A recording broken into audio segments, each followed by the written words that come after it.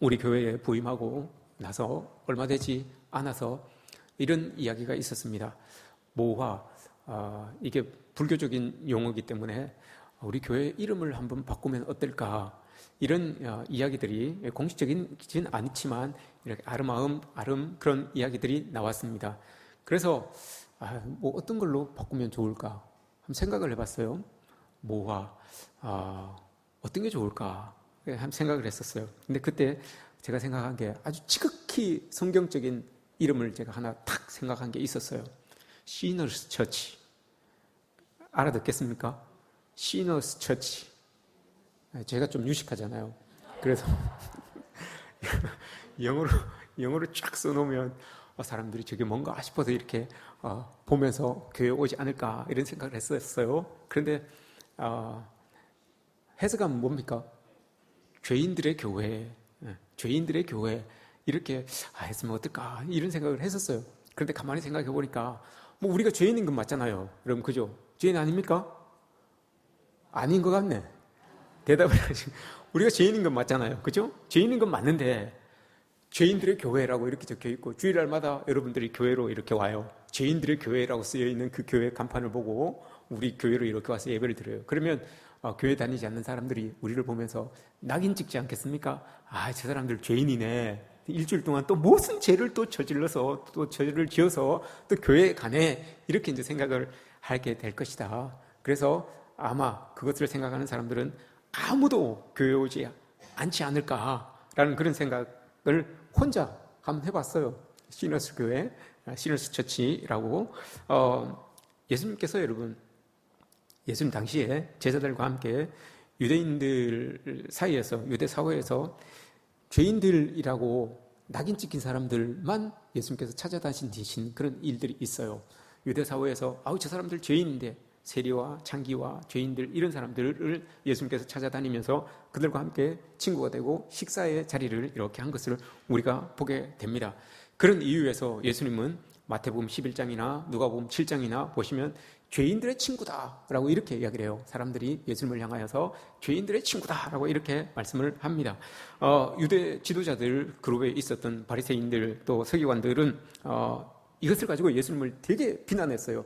아니 왜 예수님이 죄인들과 식사를 하시고 죄인들과 자꾸 어울립니까? 우리가 낙인 찍어 놓은 그 사람들과 자꾸 어울려서 식사를 하고 그들과 친구처럼 그렇게 지냅니까? 라고 이렇게 이야기를 합니다. 그때는 여러분 식사를 한다라고 하는 것은 교제를 한다는 거예요. 밥 한 끼 먹고 그냥 끝내는 게 아니라 이런저런 일들이 있으면 도와주기도 하고 도움받기도 하고 이런 일들이에요. 그건 교제가 사회 공동체 안에서 서로 교제하며 지낸다는 그런 의미예요.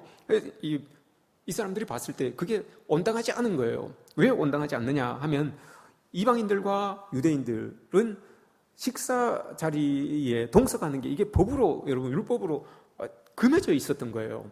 그런데 예수님께서 자꾸 그걸 어기면서 가서 죄인들과 함께 식사를 하는 그 모습이 이게 보기가 안 좋았던 거예요. 그때 예수님께서 이렇게 말씀을 하십니다. 누가복음 5장에서 그렇게 말씀하시죠. 내가 건강한 사람들에게는 의사가 필요 없습니다. 병든 사람에게라 필요합니다. 내가 의인을 부르러 온 것이 아니고 약한 사람들을 회개시키러 왔습니다. 라고 이렇게 예수님께서 말씀하셨어요. 그걸 비난받는 상황 속에서 자기를 변화하기 위해서 하신 말씀이지만 그 말씀 속에 예수님께서 이 땅에 오신 목적이 여러분 담겨져 있었어요. 예수님은 의인을 부르러 오신 것이 아니라 악인을 불러서 회개시켜서 하나님 백성 삼기 위해서 예수님께서 이 땅에 오셨다라고 이렇게 말씀을 하셨습니다. 그 예수님께서 이 땅에 오신 목적이에요. 그 목적에 맞춰서 여러분 우리가 세상을 본다면 세상에는 두 부류의 사람들밖에 없어요. 죄인인지 모르고 의인인 척하는 사람, 그리고 죄인인 걸 알고 회개하는 사람, 이거 두 부류밖에 없어요. 더 쉽게 말하면 죄인과 회개한 죄인, 이 두 부류밖에 없어요. 세상에는. 그죠?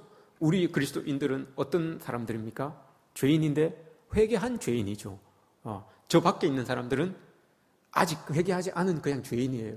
예수님의 눈으로 봤을 때, 예수님이 이 땅에 오신 목적으로 봤을 때 이 세계는 두 부류밖에 없어요. 죄인과 회개한 죄인, 이 우리예요. 그죠? 이 두 부류밖에 없다는 것을 우리는 알아야 돼요. 복음의 핵심은 다른 게 아니에요. 예수님께서 말씀하셨던 것처럼 죄인들이 어떻게 의인이 될 수 있는가? 또 죄인들이 어떻게 거룩해질 수 있는가? 여기에서 대답을 주는 것이 이 복음이에요. 하나님의 말씀, 이 복음이 우리에게 주는 게 이 해답이죠.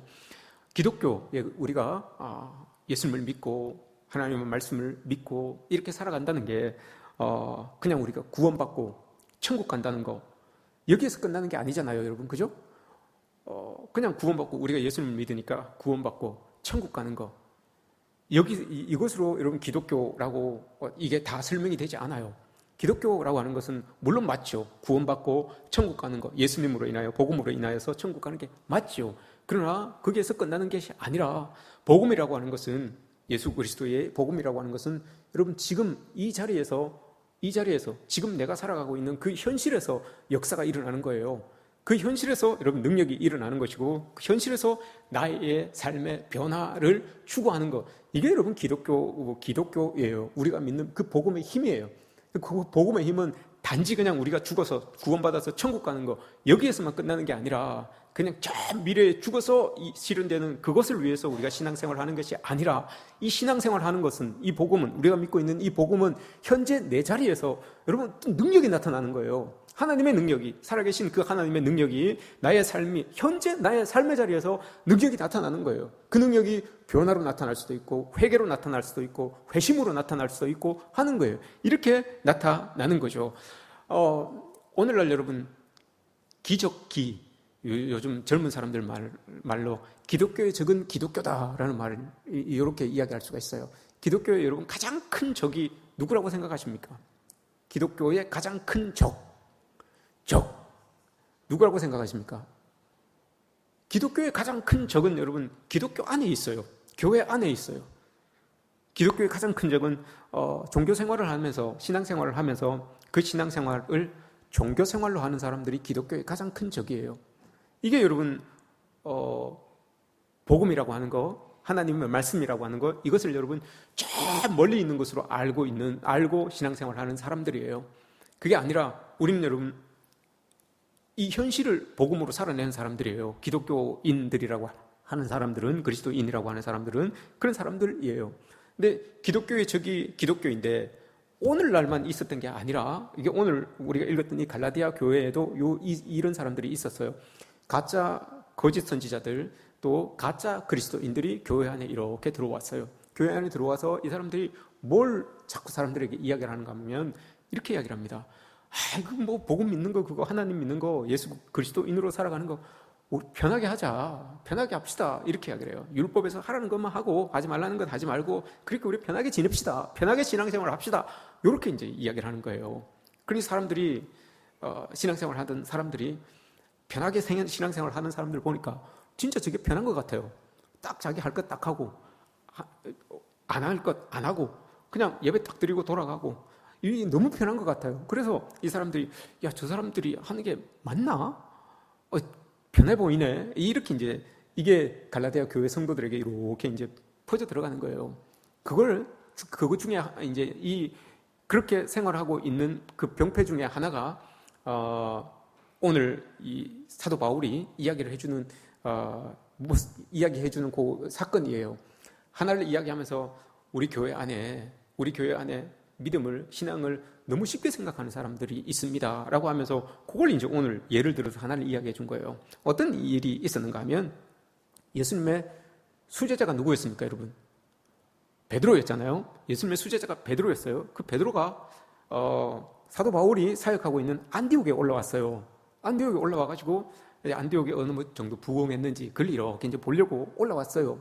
올라와서 보고 있다가 그 베드로가 시장했는지 배가 고팠는지 식사를 하게 됩니다.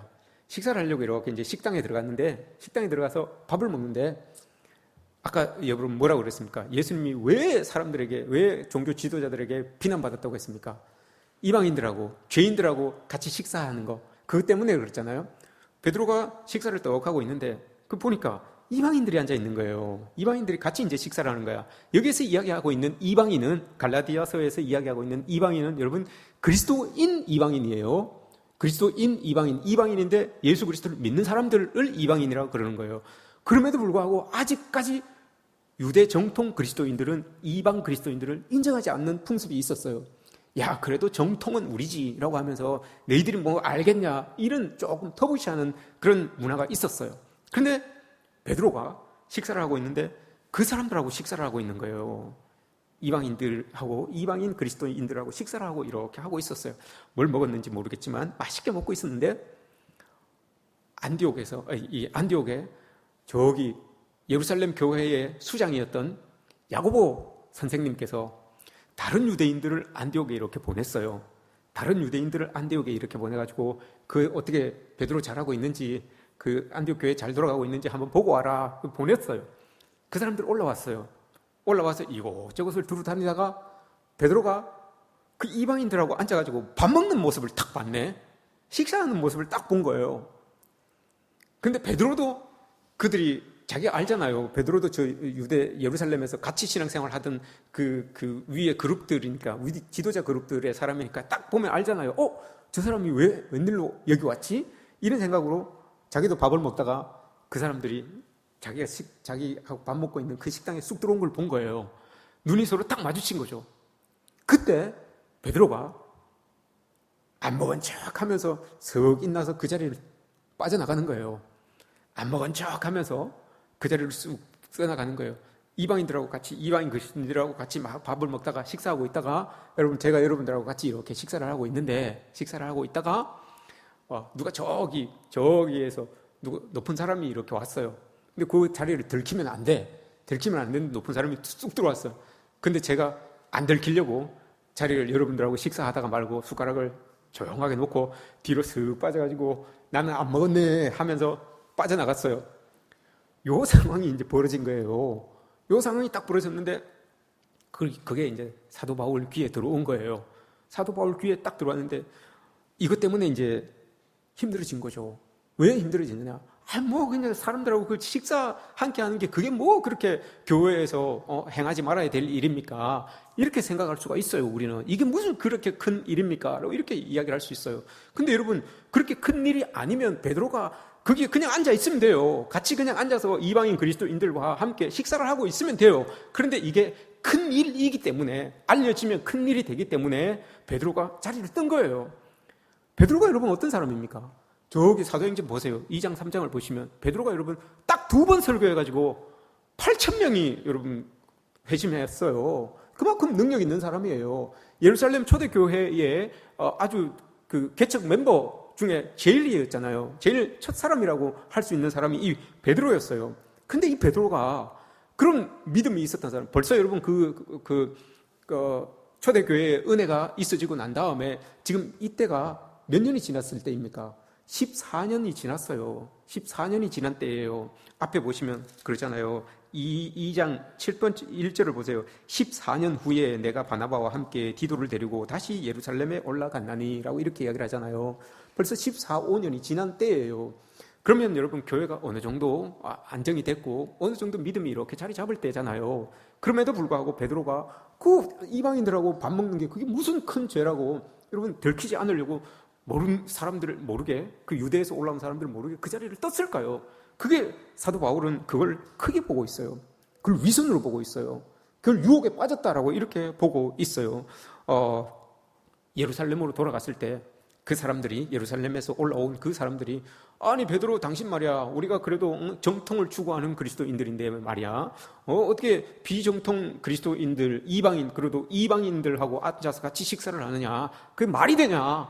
이 소리가 듣기 싫었던 거예요. 베드로는 이 소리가 듣기 싫었던 거예요. 그래서 그 자리를 슬쩍 피했던 거예요. 근데 이게 베드로에게서만 끝난 게 아니라 그 자리에 여러분 베드로 말고 딴 사람도 있었어요. 베드로 말고 유대 그리스도인들이 있었는데 그 사람들도 여러분 영향을 받아서, 베드로의 영향을 받아서 쓱 빠지는 거예요. 그 중에 한 명이 바나바였어요. 바나바가 여러분 어떤 사람입니까?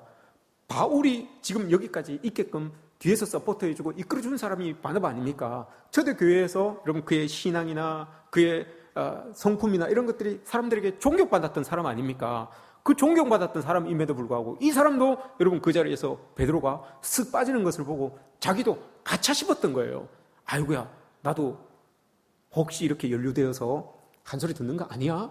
그래서 여러분 바나바에게도 그 영향력이 갔어요. 오늘 13절 말씀을 우리 읽지는 않았지만 13절, 남은 유대인들도 그와 같이 외식함으로 바나바도 그들의 외식에 유혹되었느니라. 이렇게 되는 거예요.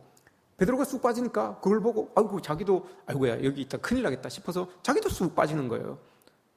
빠져나오는 거예요. 근데 이걸 보고 바울이 여러분 그냥 가만히 있었던 거예요. 가만히 있지 않았어요. 바울이. 왜 그런가 하면 베드로가 여러분 자기가 그렇게 행동을 했지만 자기가 행한 그 행동이 미칠 파장을 생각하지 못했어요. 고민하지 못했어요. 그 행동에 대해서 고민하지 못했던 거예요. 그게 고민할 일인가라고 이렇게 생각을 할 수 있죠. 그러나 여러분 고민할 일이에요. 그 자리만 모면해 보려고 했던 그 베드로의 행동, 이걸 여러분 사도 바울은 뭐라고 생각합니까? 14절 말씀해 보세요. 그러므로 나는 그들이 복음의 진리를 따라 바르게 행하지 아니함을 보고, 사도 바울은 여러분 베드로가 행동했던 그걸 보고 여러분 복음의 진리를 따르지 않는 행동이라고 이렇게 봤어요. 그 밥 먹다가 일어나서 나간 걸 여러분 가지고 복음의 진리를 따르지 않는 행동이다라고 이렇게까지 크게 이야기를 하고 있어요. 이렇게까지 사도 바울이 이야기를 해요. 그 이유가 여러분 있어요. 그러면서 여러분 사도 바울이 베드로를 공개적으로 책망해요. 그냥 자기가 알고 그냥 넘어가도 괜찮을 텐데 베드로를 여러분 이렇게 세워서 사람들에게 책망해요. 당신 그럴 수 있습니까? 그러면 안 됩니다. 라고 이렇게 이제 책망을 하게 되는데, 왜 여러분 그렇게 이제 책망을 하는가 하면 그 이제 이 내용이 이런 거예요. 사도 바울이 봤을 때는 베드로가 행했던 그 행동으로 인하여서 지금 여러분 안디옥 교회가 막 부흥하고 있잖아요. 부흥하고 있는 그 모습을 보려고, 거긴 대부분 다 이방인들이에요. 대부분 다 이방인 그리스도인들이 믿고 지금 막 부흥하고 있는데, 그 부흥의 모습을 보려고 예루살렘에서 사람들이 올라온 거 아닙니까? 제대로 부흥하고 있는지, 제대로 교리에 올바로 서 있는지 그거 보고 오라고 올려보낸 거 아닙니까? 그 안디옥 교회가 지금 막 부흥하고 있는데 베드로의 행동으로 인하여서 이 부흥이 일어나고 있었던 이 안디옥 교회에 여러분 교회가 흔들흔들할 일이라고 바울은 그렇게 판단을 했어요. 왜 그런가 하면 여러분 안디옥 교회의 모든 성도들, 대부분의 성도들이 다 이방인 그리스도인들이란 말입니다. 그런데 그들도 베드로가 여러분 예루살렘 교회의 수장이었다는 걸 알아요. 야고보와 함께 베드로가 예루살렘 교회의 수장이라는 걸 알아요. 그런 사람이 여러분 우리 교회에 왔어요. 우리가 이렇게 예배 드리고 있는데 교회 총회장이 여러분 2명이나 총회 임원들이 우리 교회에 왔어요. 우리 교회에 딱 와갖고 우리 대부분 다 알잖아요. 아는 사람 다 안단 말입니다. 총회장이 오셨네? 하고 이렇게 이야기를 하는데, 그 총회장이 우리하고 같이 식사를 하시다가 쓱 그냥 자리를 떠요. 왜 그런가 하면 그 총회장이 생각하기에 더 높은 사람, 대통령이라고 합시다. 대통령이 여러분 우리 교회 말고 저쪽에 딴 데서 식사를 하신대요. 오신대요. 그러더니 그 총회장이 우리하고 같이 식사하시다가 그 더 높은 사람이 저쪽에 왔다는 소리를 듣고 우리하고 식사를 마치기도 전에 쓱 일어나서 그 길을 가는 거예요. 그럼 여러분 우리 여기에서 같이 식사하던 사람들은 마음이 어떨까요? 마음이 어떨까요? 예? 뭔 답을 해보십시오. 여러분들은 마음이 어떻겠습니까? 여러분들 같으면 홀가분합니까? 에이 그래 넌 가라 그래 갈 테면 가라. 아주 홀가분. 좋습니다. 아주 통이 크십니다. 예. 또 어떨까요? 이방인 그리스도인들은 이런 마음을 가졌어요. 사도 바울이 봤을 때 사도 바울은 이방인 그리스도인들의 마음을 너무 잘 알았어요.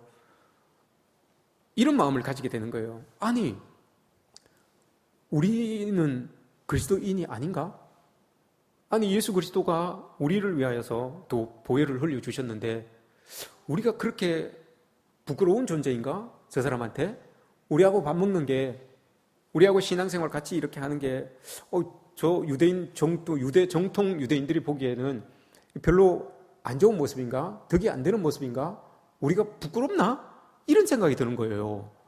아니 예수 그리스도가 십자가에 죽으시면서 우리를 다 구원해 주셨는데 그 구원의 은혜 안에 모두가 다 동일하고 그 은혜로 우리가 다 구원받고 하나님 백성으로 살아가는데 우리하고 같이 신앙생활 하는 게, 우리하고 같이 이렇게 밥 먹는 게 부끄럽나? 그럼 내가 뭐하러 이렇게 교회를 다녀? 그럼 내가 말로 예수 그리스도를 믿어? 그 복음이라고 하는 것이, 그 보혈이라고 하는 것이 나 하나도 감싸주지 못하고 이방인 그리스도인 하나도 감싸주지 못하고 유대인들이, 정통 그리스도인들이 나 하나도 감싸주지 못하는데 그런 그리스도라면 이거 믿을 의미가 있겠나? 이방인 그리스도인들에게 여러분 이런 마음이 드는 거예요.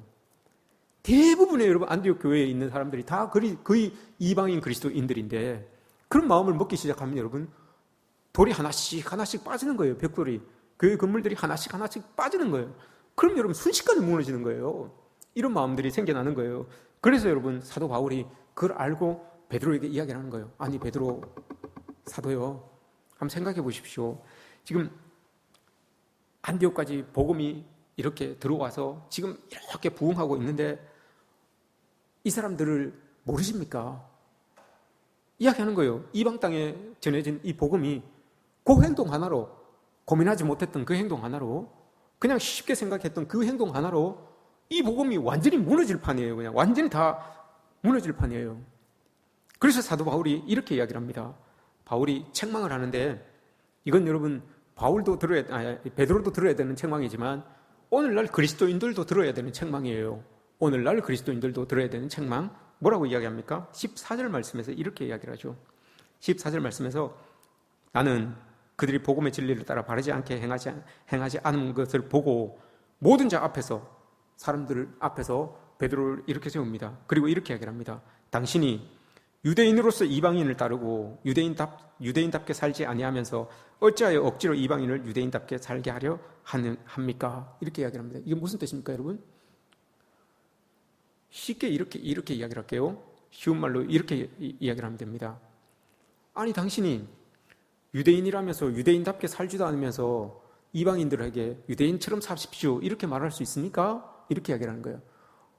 유대인이면서 유대인답게 당신은 살지 않으면서 저 이방인들을 향하여서 유대인처럼 사세요 라고 이렇게 말할 수 있습니까? 이렇게 이야기를 하는 거예요. 오늘날로 바꾸면 어떻게 되는 거예요, 여러분?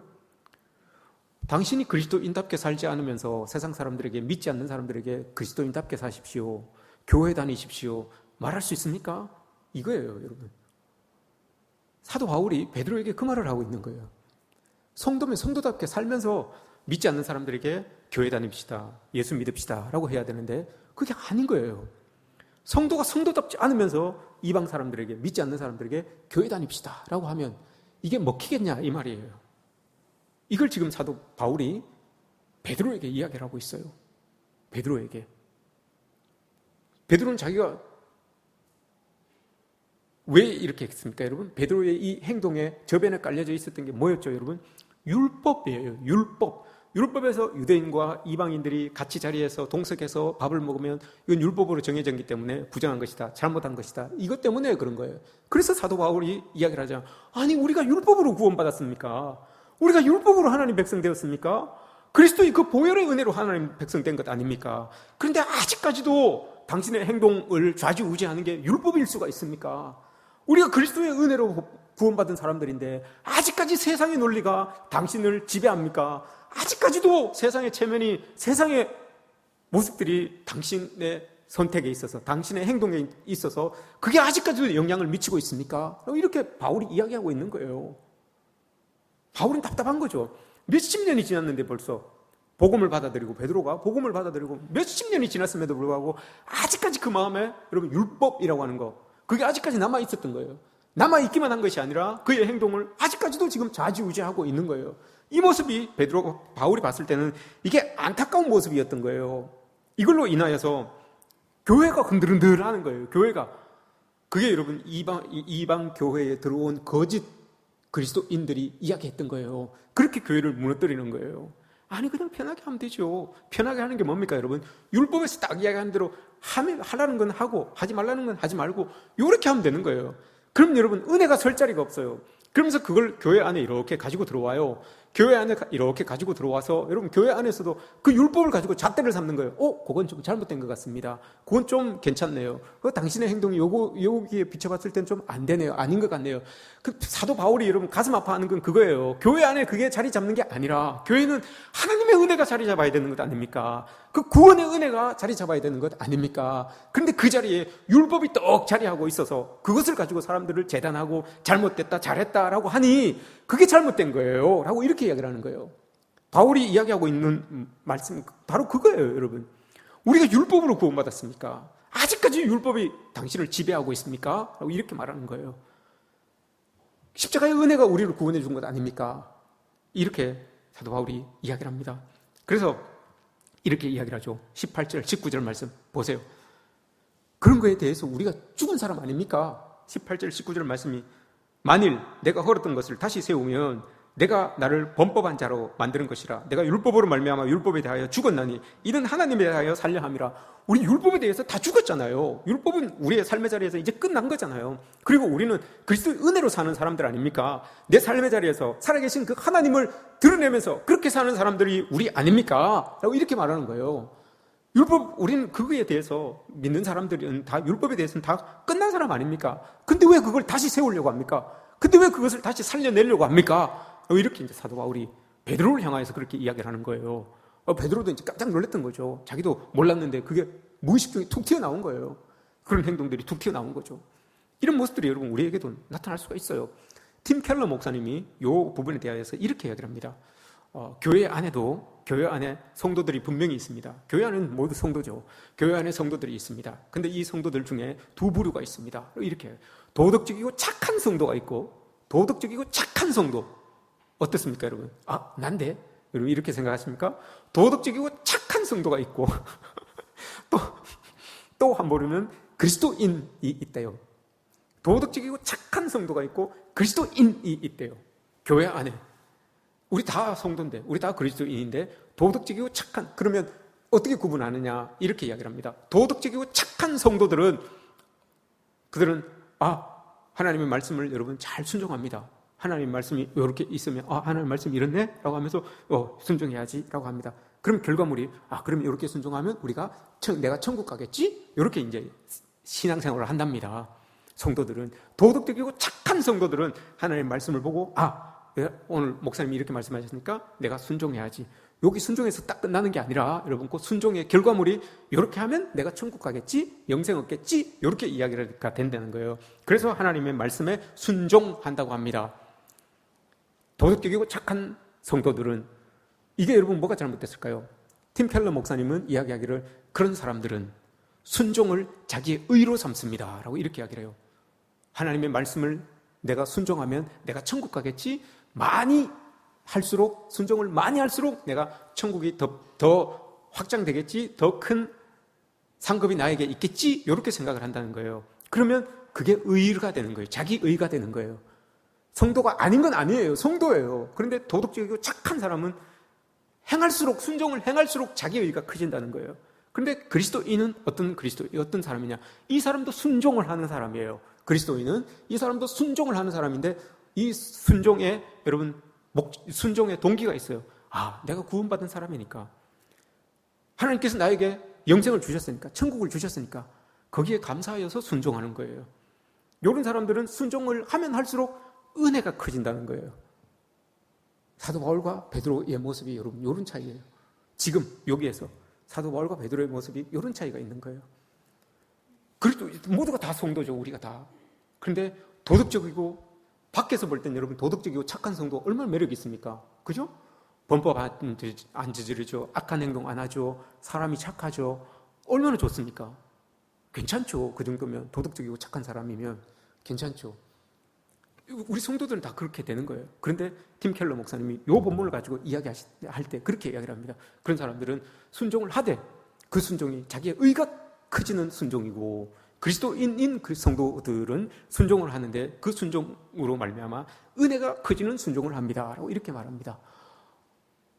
우리도 여러분 성도입니다. 어떤 성도인지는 스스로 이제 판단을 해야 되는 거죠. 스스로 판단을 해야 되는 겁니다. 베드로가 여러분 사도 바울이 말합니다. 17절 말씀에서 이렇게 얘기합니다. 사도 바울이 우리 형편을 너무 잘 이해해 주는 것 같아요. 17절 말씀. 우리가 그리스도인이잖아요. 그리스도인으로 그리스도인답게 살려고 의롭게 살려고 많이 노력하죠. 그런데 그러다 보면 우리가 죄도 짓잖아요. 그게 17절이에요, 여러분. 제가 길게 이야기하지만 그게 17절 말씀이에요.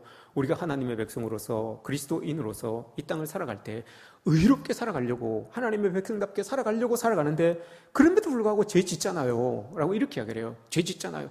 그렇다고 해서 예수님께서 우리를 버리시겠습니까? 이 말이에요.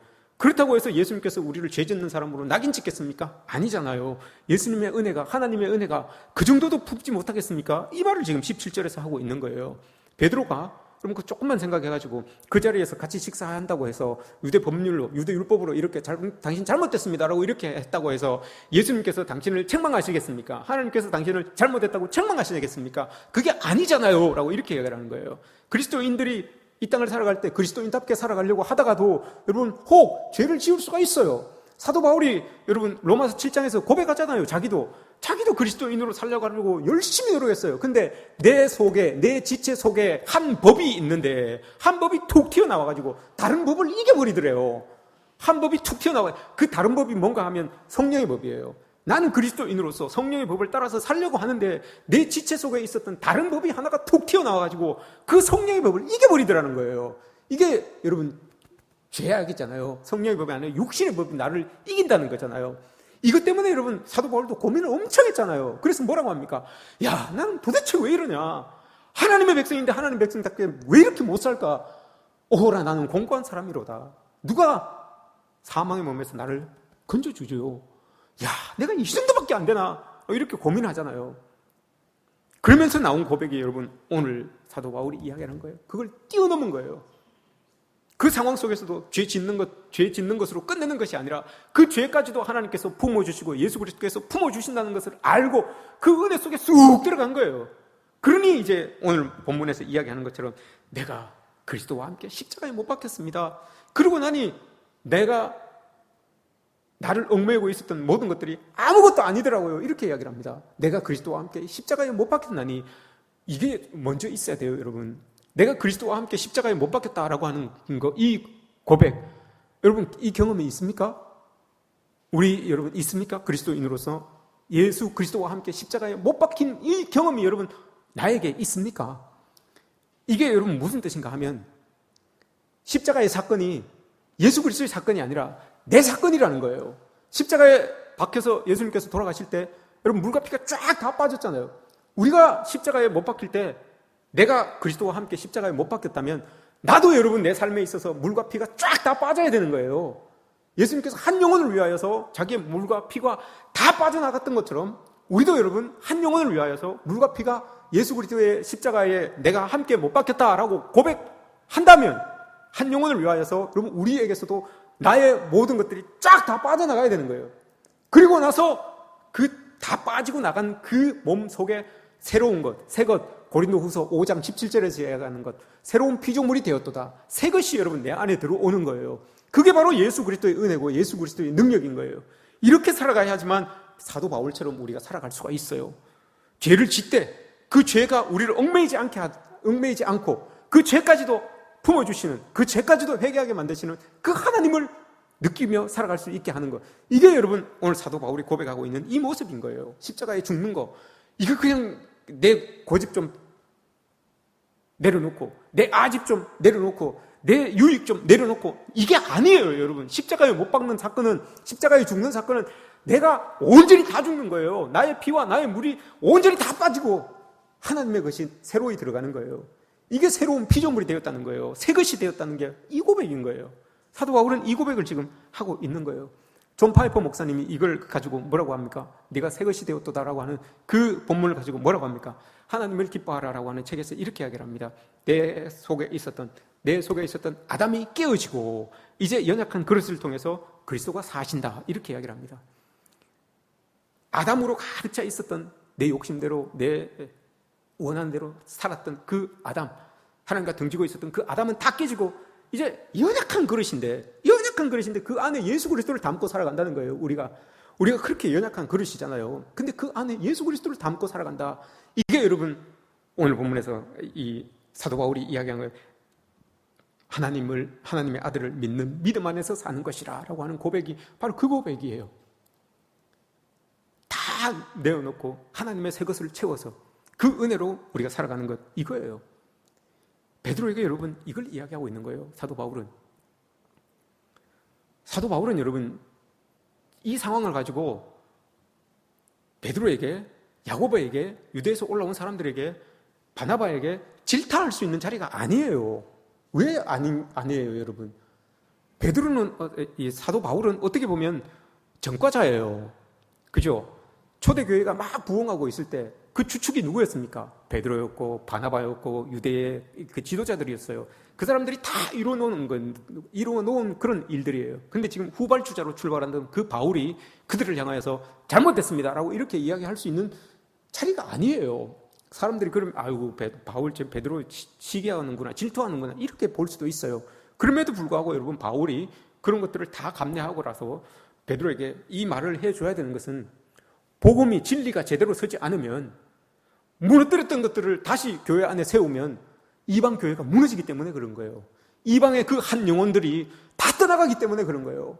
예수 그리스도께서 보혈을 이어서 구원하였던 그 이방인 그리스도인들이, 이방인 영혼들이 다 떠나갈 수 있기 때문에 그걸 지적하는 거예요. 그렇게 하면 안 됩니다라고 이렇게 해요. 유대인이 유대인답게 살지 않으면서 어떻게 이방인을 유대인답게 살아가라고 합니까? 그리스도인이 그리스도인답게 살지 않으면서 어떻게 믿지 않는 사람들을 향하여서 교회 다니라고 그리스도인으로 살아가라고 그렇게 이야기할 수 있겠습니까? 라고 이렇게 이야기를 하는 거예요. 이건 바울이 여러분 베드로에게 책망하는 게 아니라 오늘날을 살아가고 있는 그리스도인들을 향하여서 책망하고 있는 거예요. 교회가 여러분 요즘 교회가 행하는 일들 중에서 세상에서 행해지는 일들보다 더 악한 일들이 여러분 교회를 통하여서 이루어지는 것들을 우리가 봅니다.